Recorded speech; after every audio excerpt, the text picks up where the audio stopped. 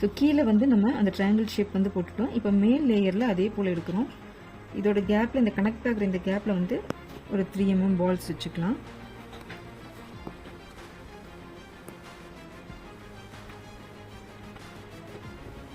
மேலே பார்த்தீங்கன்னா மேலேயும் நம்ம வந்து வி ஷேப் இந்த லேயர் எடுத்துருந்தோம் இல்லையா, அதையும் வந்து ஃபுல்லாக கம்ப்ளீட் பண்ணியாச்சு.